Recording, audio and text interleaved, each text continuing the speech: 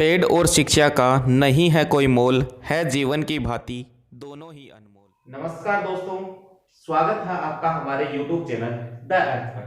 दोस्तों, अब आज बात करने वाले हैं कक्षा 10 के विनिर्माण उद्योग चैप्टर की। विनिर्माण उद्योग। दोस्तों, विनिर्माण उद्योग में अपन ने लोहे इस्पात उद्योग को कंप्लीट कर दिया था। आज अपन बात करेंगे सूती वस्त्र उद्योग की। सूती वस्त्र उद्योग की।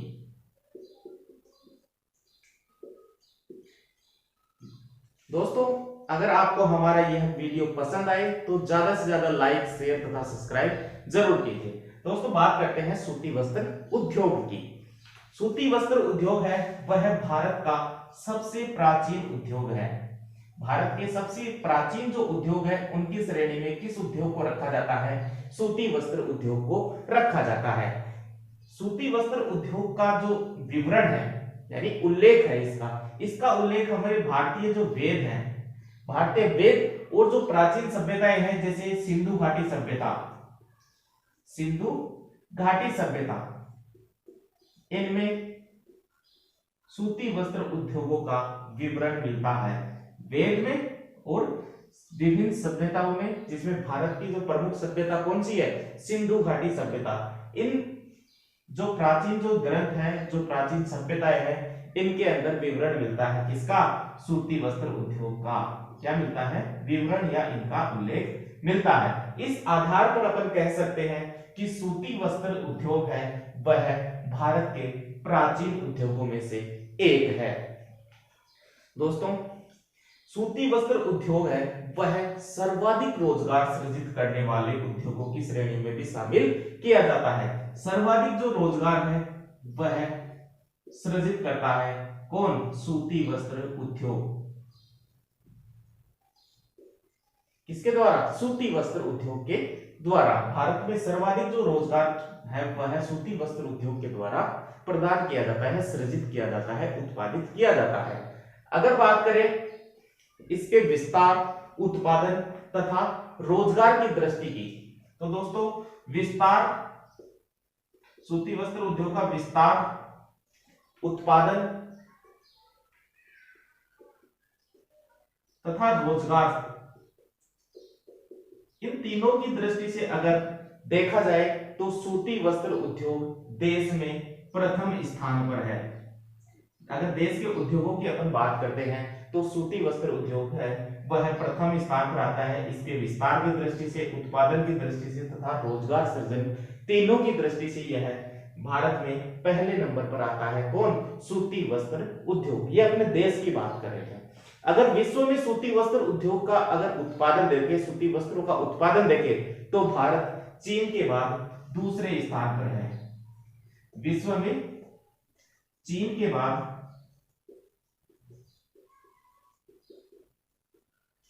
दूसरे स्थान पर है। चीन के बाद कौन सा स्थान है? दूसरा स्थान है। किसका? सूती वस्त्र उद्योग का।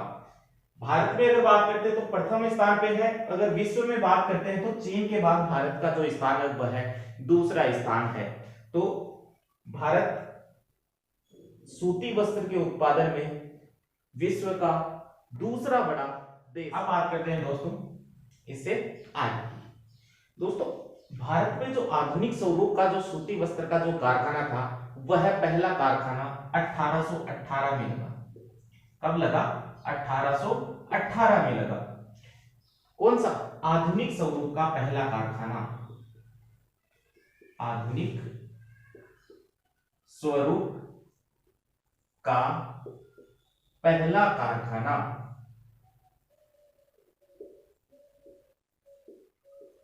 स्थापित किया गया 1818 में। आधुनिक स्वरूप का पहला कारखाना भारत में स्थापित किया गया। कहां स्थापित किया गया? तो फोर्ट ग्लास्टर में स्थापित किया गया। फोर्ट ग्लास्टर में इसको स्थापित किया गया, जो कहां पड़ता है? पश्चिमी बंगाल के कोलकाता में पड़ता है। पश्चिमी बंगाल की जो राजधानी है कोलकाता, वहां पड़ता है फोर्ट ग्लास्टर। तो आधुनिक स्वरूप का जो पहला कारखाना भारत में है वह फोर्ट ग्लास्टर में लगाया गया। कब? 1818 में लगाया गया। लेकिन यह प्रयास क्या रहा? विफल रहा। यह प्रयास क्या रहा? विफल रहा। जैसा इसको लगाने के पहले उम्मीद की गई थी वैसी उम्मीद पर कायम नहीं रहा, यह विफल हो गया। उसके बाद 1854 में 1854 में क्या किया गया? पहली सूती वस्त्र मिल लगाई गई। पहली सूती वस्त्र मिल लगाई गई।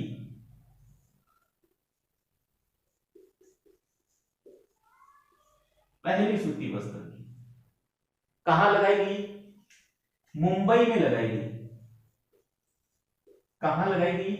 मुंबई में लगाई गई। महाराष्ट्र के मुंबई में लगाई गई। किसके द्वारा लगाई गई? तो कवासजी डाबर के द्वारा। कवासजी डाबर के द्वारा।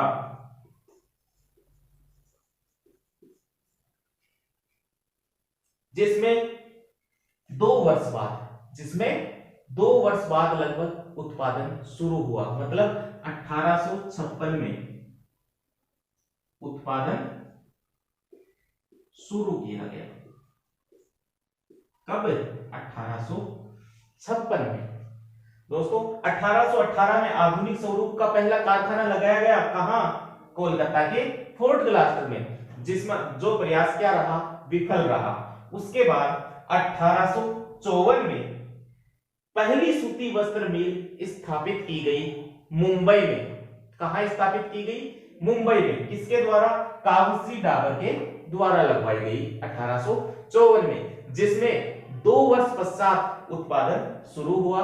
कब? 1856 में। आगे देखिएगा दोस्तों, 1861 ईस्वी में 1861 की बात करते हैं। 1861 ईस्वी तक भारत में 12 मिलें स्थापित की जा चुकी थी। कितनी मिलें? 12 सूती वस्त्र मिलें स्थापित की जा चुकी थी। कहां? भारत में। कितनी? 12। जो स्वतंत्रता के समय यानी आजादी के समय कितनी हो गई थी? लगभग 417 मिलें हो चुकी थी आजादी तक। मतलब 1861 ईस्वी की बात करें तो 12 मिलें भारत में कार्यरत थी। सूती वस्त्र मिलें भारत में कार्यरत थी। लेकिन 1947 मतलब स्वतंत्रता तक भारत में कितनी मिलें हो चुकी थी? 417 मिलें हो चुकी थी। मतलब वृद्धि हुई या कमी? वृद्धि हुई, और वृद्धि भी तेज गति से हुई। उसके बाद अगर अपन वर्तमान की बात करें तो वर्तमान में भारत में 2000 से भी अधिक मिलें कार्यरत है। भारत में 2000 से भी अधिक मिलें वर्तमान में कार्यरत है। अगर बात करें इन मिलों का जीडीपी में क्या योगदान है? जीडीपी में क्या योगदान है? तो सूती वस्त्र जो मिलें हैं उनका भारत में जीडीपी में जो योगदान है वह है 14%। कितना योगदान देता है? 14%। अपन ने पिछले कड़ी में क्या देखा था कि लोहा इस्पात उद्योग का कितना था जीडीपी में योगदान? 2%। और सूती वस्त्र मिल का 14%। तो स्पष्ट है कि यहाँ रोजगार के साथ साथ उत्पादन में भी तीव्र क्या हुई? वृद्धि हुई है। ध्यान में रखना, जीडीपी का 14% योगदान कौन देता है? जीडीपी में 14% योगदान कौन देता है? सूती वस्त्र उद्योग देते हैं। अब बात करते हैं इनके स्थानीयकरण की। इनके स्थानीयकरण की। स्थानीयकरण का मतलब है किसी भी स्थान पर इनको लगाया जाता है या स्थापित किया जाता है तो क्या क्या बिंदु अपन को देखने पड़ते हैं। तो सूती वस्त्र के लिए क्या आवश्यक होता है? कपास आवश्यक होता है। तो कपास के जो उत्पादक जो क्षेत्र है वहां सूती वस्त्र मिलें लगाई जाएगी कि नहीं लगाई जाएगी? लगाई जाएगी। क्यों? क्योंकि कपास का उत्पादन होगा तभी तो सूती वस्त्र उत्पादन होगा भारत में। तो कपास उत्पादक क्षेत्रों में इसके स्थानीयकरण के लिए सबसे पहला जो बिंदु अपन लेंगे वह कौन सा है? कपास उत्पादक क्षेत्रों में। कपास उत्पादक क्षेत्रों में यानी सूती वस्त्र उद्योगों का जो केंद्रीकरण है, स्थानीयकरण है, वह कपास उत्पादक क्षेत्रों में अधिक मिलता है। दूसरा, जहां परिवहन की सुविधा क्या हो? सस्ती हो, सस्ते परिवहन की सुविधा उपलब्ध हो, उन क्षेत्रों में भी इसका क्या मिलता है? स्थायित्व मिलता है। और अगला जो बिंदु है सबसे इंपॉर्टेंट है नम जलवायु। नम जलवायु के क्षेत्रों में सबसे ज्यादा सूती वस्त्र उद्योगों को स्थापित किया जाता है। जहां जलवायु कैसी हो, सम जलवायु हो, नम जलवायु हो, आर्द्र जलवायु हो, उन क्षेत्रों में सूती वस्त्र का विकास सर्वाधिक हुआ। प्रमुख क्षेत्रों की, सूती वस्त्र उद्योग के प्रमुख क्षेत्र, कौन कौन से क्षेत्रों में सूती वस्त्र उद्योग का उत्पादन है वह अग्रणीय रूप से किया जाता है, या अग्रणीय कौन से क्षेत्र हैं उनके बारे में। पहला महाराष्ट्र, महाराष्ट्र दोस्तों, महाराष्ट्र सूती वस्त्रों के उत्पादन में प्रथम स्थान पर है। कौन से स्थान पर है? प्रथम स्थान पर है। सर्वाधिक जो सूती वस्त्रों का उत्पादन है वह भारत में महाराष्ट्र राज्य से किया जाता है। यहां लगभग 112 मिलें हैं। कितने मिलें हैं? 112 मिलें स्थापित की गई है। कहां? महाराष्ट्र में। जिनमें से 54 यानी इन 112 में से 54 कहां स्थापित की गई है? मुंबई में। 54 कहां है? मुंबई में, जो अपने आप में क्या है? सर्वाधिक है। मतलब महाराष्ट्र के मुंबई में सबसे ज्यादा मिलें सूती वस्त्र की स्थापित की गई है। कितनी? 54।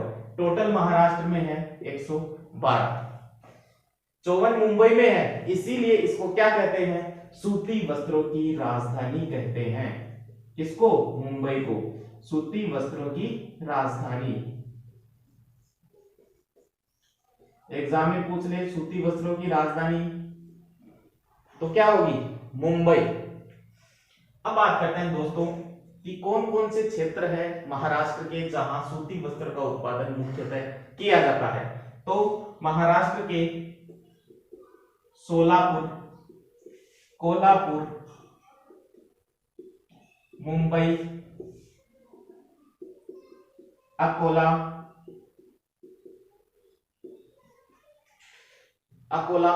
अमरावती,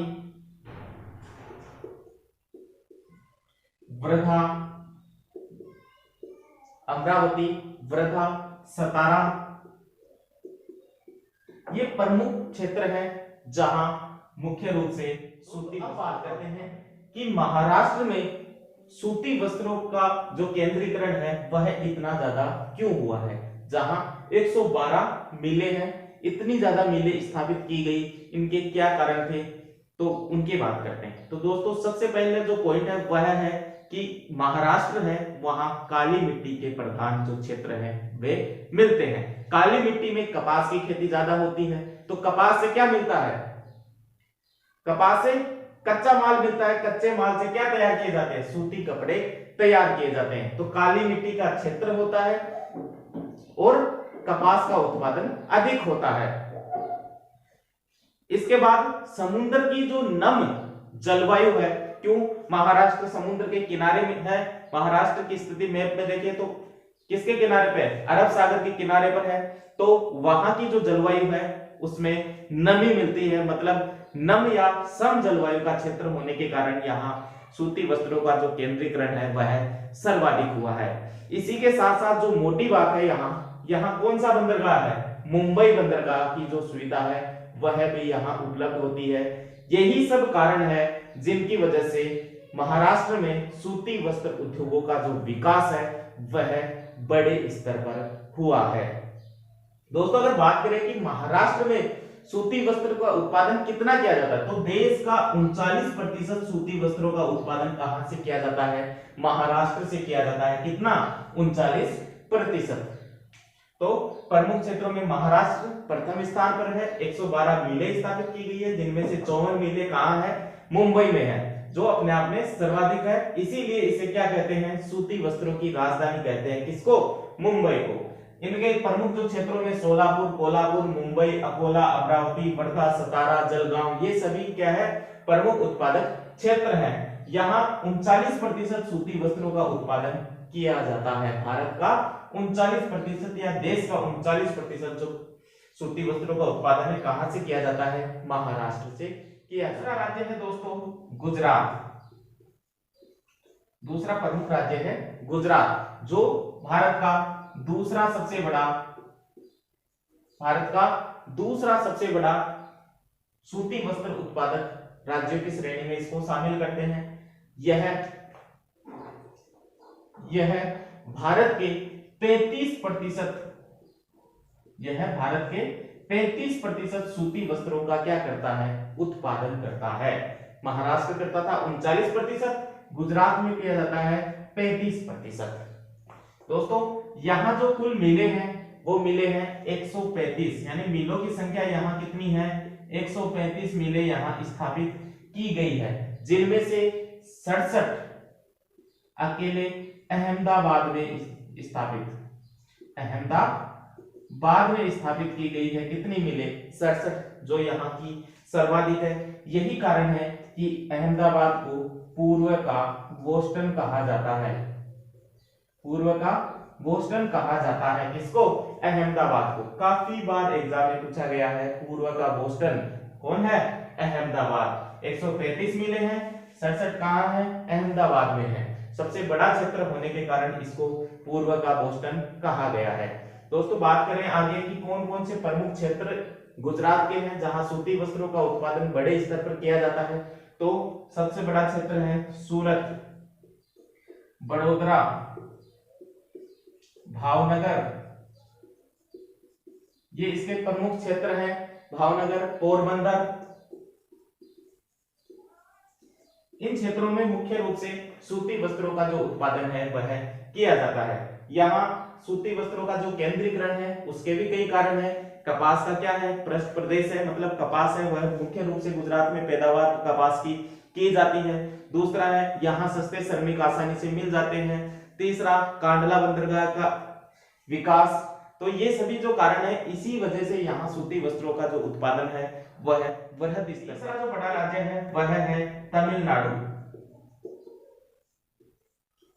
तीसरा बड़ा जो राज्य है वह है तमिलनाडु। तमिलनाडु में भारत का 6% सूती वस्त्र उत्पादित किया जाता है। कितना, 6% सूती वस्त्र भारत का तमिलनाडु में उत्पादित किया जाता है। यहाँ 205 सूती वस्त्र की मिलें हैं। कितनी है, 205 सूती वस्त्र की मिलें स्थापित की गई है, जिसमें से सर्वाधिक है वह कोयंबटूर में है। सर्वाधिक जो मिलें हैं वह कहाँ है, कोयंबटूर में है। तमिलनाडु के कोयंबटूर में सर्वाधिक मिलें स्थापित है, 205 टोटल। अब बात करते हैं आगे। दोस्तों तमिलनाडु दक्षिण भारत का सबसे बड़ा, दक्षिण भारत का सबसे बड़ा सूती वस्त्र उत्पादक राज्य है। अगर दक्षिणी भारत की बात करें तो दक्षिणी भारत का सबसे बड़ा सूती वस्त्र उत्पादक राज्य कौन सा है, तमिलनाडु है, जहां 6% सूती वस्त्रों का उत्पादन किया जाता है। देश का 6%, 205 मिलें यहाँ स्थापित है, जिसमें से सर्वाधिक मिलें कहाँ है, कोयंबटूर में स्थापित की गई है। यहाँ के प्रमुख क्षेत्र देखें तो मदुरई,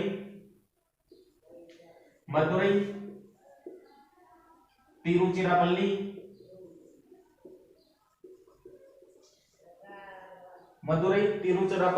और रामनाथपुरम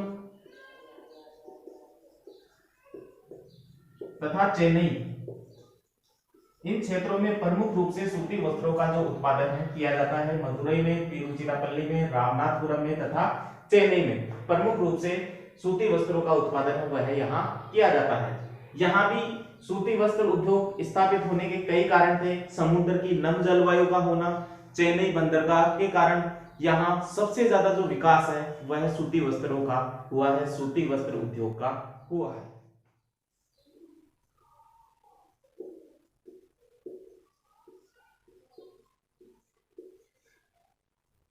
अगला बड़ा राज्य है दोस्तों मध्य प्रदेश। मध्य प्रदेश में 36 मिलें स्थापित की गई हैं।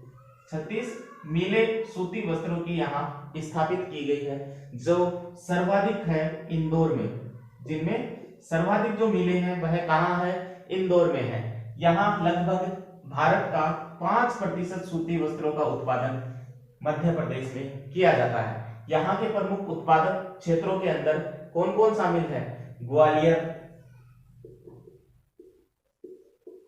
उज्जैन, ग्वालियर, उज्जैन और जबलपुर ये प्रसिद्ध है। ग्वालियर, उज्जैन तथा जबलपुर प्रमुख है। एक देवास क्षेत्र भी है, देवास। ये प्रमुख मध्य प्रदेश के सूती वस्त्र उत्पादक क्षेत्र हैं।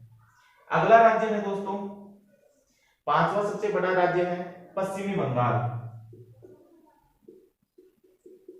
पश्चिमी बंगाल दोस्तों, पश्चिमी बंगाल में जो मिले हैं सूती वस्त्र वो है 43, लगभग 43 मिलें यहाँ सूती वस्त्र की स्थापित की गई है। जो सर्वाधिक है हुगली प्रदेश में, हुगली नदी का जो क्षेत्र है उस क्षेत्र में सर्वाधिक जो पश्चिमी बंगाल की जो सूती वस्त्र की मिलें हैं वे स्थापित की जाती है। यहाँ सूती वस्त्र मिलें स्थापित करने के पीछे एक बहुत बड़ा कारण है, यहाँ कपास का उत्पादन उतना नहीं होता, फिर भी सूती वस्त्र मिलें यहाँ स्थापित की गई है। क्यों? क्योंकि इन राज्यों में जो मांग है उसका स्तर क्या है, बहुत ज्यादा है। मांग ज्यादा होती है, इसलिए कपास की जो आपूर्ति है वह अन्य राज्यों से पश्चिमी बंगाल में पूर्ण कर ली जाती है। यानी अन्य राज्यों से कपास मंगवा लिया जाता है, कच्चा माल मंगवा लिया जाता है और यहाँ तैयार करके जनसंख्या की मांग की पूर्ति की जाती है। अगला बड़ा राज्य है दोस्तों राजस्थान।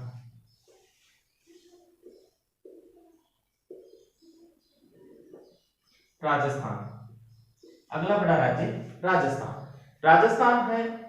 वहां सूती वस्त्र उद्योग अभी नवीन अवस्था में है, मतलब नया नया उभरा है। नवीन अवस्था में राजस्थान में अभी सूती वस्त्र उद्योग है। अगर यहाँ बात करते हैं अपन, तो यहाँ के प्रमुख क्षेत्रों में भीलवाड़ा, उदयपुर, कोटा, गंगानगर, पाली, ये प्रमुख सूती वस्त्र उत्पादक क्षेत्रों में से है। राजस्थान में भारत का 4% सूती वस्त्र उत्पादित किया जाता है। राजस्थान अभी नवीन अवस्था में है। भीलवाड़ा, उदयपुर, कोटा, गंगानगर तथा पाली प्रमुख उत्पादक क्षेत्र हैं। लगभग 4% जो सूती वस्त्र है भारत का वह राजस्थान में उत्पादित किया जाता है। तो दोस्तों ये था सूती वस्त्र उद्योग की स्थिति भारत में कि कहां-कहां इसका उत्पादन सर्वाधिक हुआ है, कैसे-कैसे विकास हुआ है, कहां-कहां इसका उल्लेख मिला था। इन सब के बारे में अपन ने बात की। तो उम्मीद करता हूं आपको हमारी क्लास पसंद आई होगी। तो अगर आपको हमारा वीडियो पसंद आए तो ज्यादा से ज्यादा लाइक, शेयर तथा सब्सक्राइब करें। दोस्तों वर्तमान जो परिस्थितियां हैं उनमें उम्मीद करता हूं आप सभी स्वस्थ होंगे, तंदुरुस्त होंगे, घरों में होंगे। तो दोस्तों घरों में रहो, सुरक्षित रहो और सामाजिक दूरी की पालना करो। एक अच्छे जिम्मेदार नागरिक होने का फर्ज अदा करो। यही सबसे अच्छा मौका है राष्ट्रभक्ति निभाने का, अपने आप को और परिवार को सुरक्षित रखने का। धन्यवाद। जय हिंद, जय भारत।